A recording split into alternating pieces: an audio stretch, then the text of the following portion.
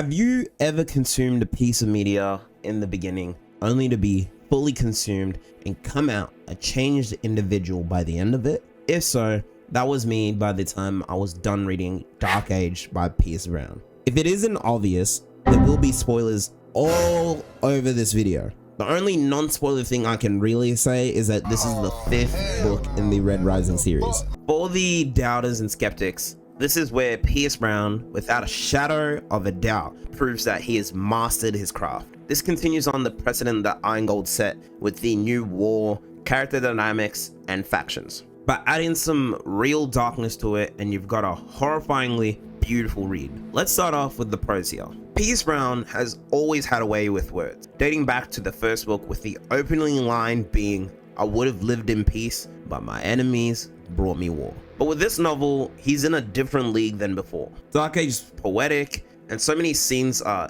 necessarily vivid, whether it be the Battle of Mercury, the horrors of war, character descriptions, and more.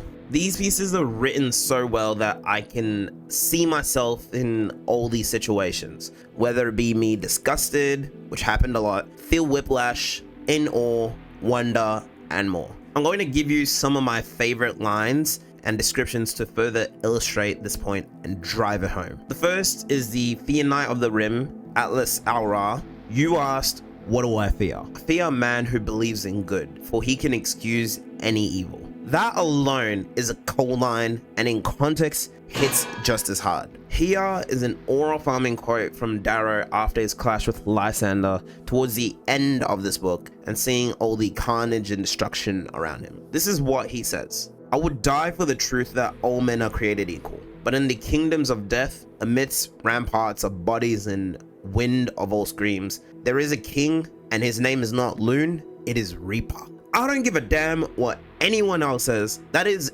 easily on par with the speech Darrow gave during the gala scene in Golden Sun. The last quote I'm gonna leave you with is one Octavia said to Lysander in a flashback. It reads, "The tragedy of the gifted is the belief that they are entitled to greatness, Lysander. As a human, you are entitled only to death." If these quotes don't prove that the prose in this book is otherworldly, then I don't know what will. A massive selling point is the darkness and violence of this book leaning into its name. The entire battle on Mercury is brutal to say the least. Everything from Darrow and Lysander pushing each other to the limits, Orion losing control of the storm god, killing a bunch of people senselessly, how Seraphina Al-Ra got obliterated in half, the way Atlas tortures people, earning the nickname the Impaler, and the way Sephi, the Obsidians, and Ephraim get slaughtered by Volsung Fa. Easily, the darkest moment here comes in the form of Ulysses' death. This is Victra's son, who she had just given birth to, had ripped from her and nailed to a damn tree. Piss! I remember reading most of this on the train and physically leaving my mouth open because I couldn't fathom what I had just read, and then seeing how it connects back to Harmony in the Red Hand and how a lifetime of resentment and hurt caused her to do absolutely diabolical things. In this book, Pierce learned how to make some absolutely despicable human beings, if you want to call them that, like Atalantia, Atlas, Harmony, and Ajax, and somehow make you understand them to the point where you can see how they became the deranged individuals they are. Atlas tortures captives in a multitude of ways, such as having soldiers impale them to leave them on display, but also in so much pain that they don't die anytime soon. He also left Alexander Al-Arcos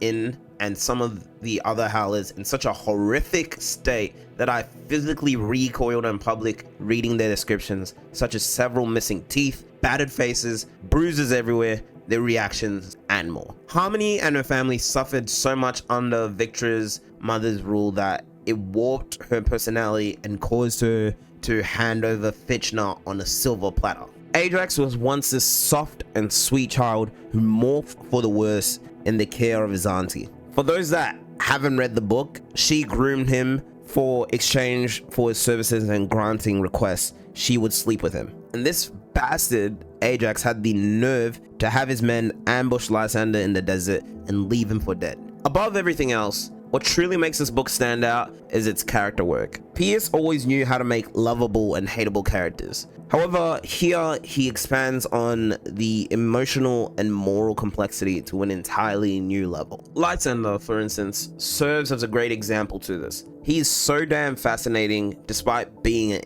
an antagonist. His chapters are so well written and convincing that you understand why he does what he does, despite it opposing our band of protagonists and their ideals. There's even aspects such as when he shot Alexander, I still cry about that still have depth to them. Keep in mind, they're cousins, and before Lysander shoots him, he mentions how much he admires his bravery, feats, and character. This made him killing Alex all the more painful too, as this wasn't some random play. Also loved that we got Mustang POVs and we got to see her insight into things, with her being a mother and wife and Southern, especially with the Day of Red Doves, the massacre of the Senate, and reaction to the clone of her deceased brother, the Jackal, and the rise/depravity of his band, the Bone Riders. This whole reveal and process had me staring at a wall like, no way piercebrown just did that to me. I also love seeing Ephraim get fleshed out, with him in Irongold really only caring about himself. But in this novel, he does things a lot more for others, such as when he came back to help Sephi from Volsung Far.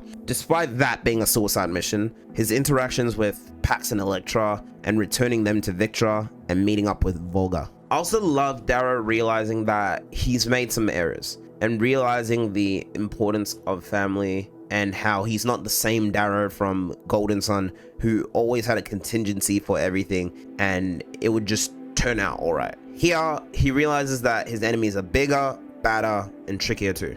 I also loved getting to see various character interactions, whether it be with Darrow and the Howlers, Lysander and those of the Rim and Core, or Mustang and her political circle. These help fuel the narrative that these interactions feel real and grounded within the respective universe. While I love the Flash-like pacing of Golden Sun, Darkage is the only other book in the series to have a perfect pacing for me. It is longer, darker, and more emotional, but never feels like it drags its feet for too long. Brown takes his time, allowing each perspective to breathe and develop naturally. Thus, by the end of this book, they all each provide a unique lens on the same collapsing world. For every moment of horror, there's a moment of humanity. Darrow thinking of his family, Mustang holding on to hope, Ephraim finding purpose. These moments show why it's worth going through the dark age in order to see the light and to give a reason to keep fighting on. Other moments I didn't mention, me geeking out on Cassius's return, one of my favorite characters,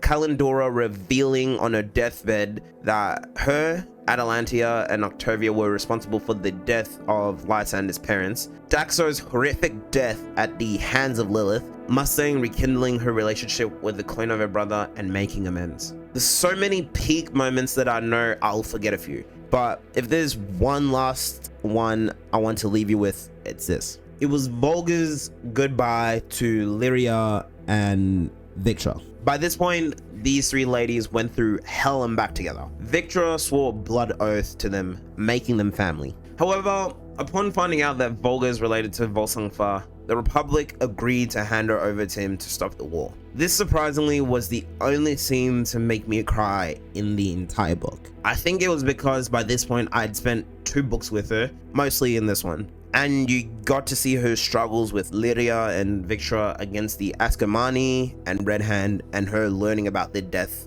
of Ephraim. It broke my heart because for once I thought she was going to get a good ending, but in true fashion, this book sticks to its name. I adore Volga because even though she could kill most people with her bare hands, she has the sweetness of a child and honesty of one too. Despite even seeing the worst in human beings, like Ephraim who tossed her to the side, she still forgave him wholeheartedly. Pierce, if anything happens to my girl Volga in Lightbringer, which I started reading a little bit ago, we're going to have problems.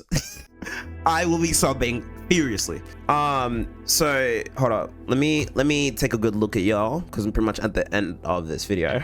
This Darkage is a massive book. Hold on, yeah, Darkage is a massive book. Lightbringer is also a massive book. Okay, I think it's about 700 pages. Darkage is longer. It's like, hold on, it's about 755 pages plus about 35 extra pages of the prologue at the beginning, which Lightbringer does not have. So spoiler for those that haven't read that. So that'd be about a little over 800 pages. This is a journey of a book. So much so that I'm not even sure if you guys can see it because of the backgrounds being a bit warped, but there's a bend and break in the spine. That's how I literally read the book. I would do that, crack it over like that. I would even get to the end here. I would be at work and I can't bend it because like literally it's just not designed to do that and it would snap. But that's how much I adore these books. I started doing that a while ago, like when I was reading it. Yeah, that's, you're gonna have to sift through my videos to find that if you want it, because for the longest I never bend my books, but I was like, you know what, let me do that,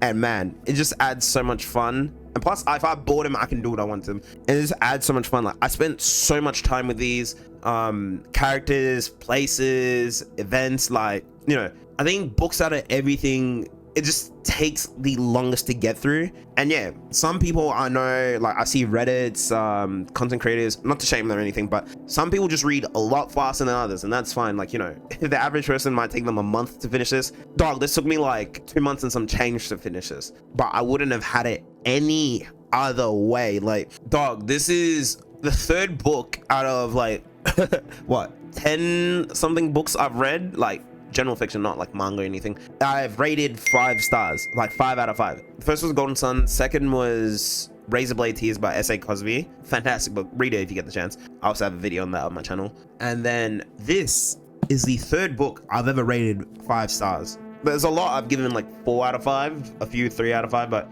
this is perfect. And yes, even though I know my 5 out of 5 have flaws or whatever, and you can suck my nuts for all I care, but for what it's worth and for what it tries to do, the message it tries to evoke, the hope it manages to do, and the fact that you can spend so much time and just genuinely get lost. Like, dog, I was reading this in my car before work, during my breaks at work, on the train ride to uni, on the train ride back from uni. And yes, of course, I'd have some days where I can't be bothered at all to read, and that's human. But when I was reading, I was here. I'd even put music in my earbuds of redrising playlists or whatever. Thank you to you beautiful people on Spotify that do that, by the way, or even on YouTube. It adds so much to the emotion. Thank you. So that even when people are yapping, I don't hear them. I hear this. I know it's corny and all that to the people, I guess, that don't read, and, you know, for whatever reason, it's fine. Don't care. But for, I guess, the couple of redrising fans or, you know, book nerds that, you know, love reading, this video is for you guys. Like, that's really what I make this for. I just, you know,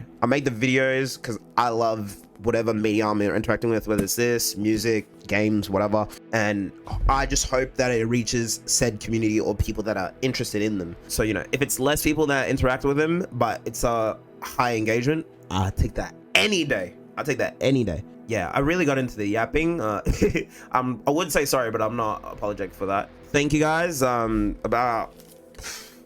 Yeah, as you can see, I'm reading Lightbringer and I'm about 86 pages in out of 700. So do not expect that video until late April now, May, June, until like late June to realistically mid-July. So yeah, thank you guys for being with me on my reading journey and just YouTube videos in general. Yeah, thanks. That's literally it. I'll see you guys in whatever else I post next. This is Black Sugar 11 out.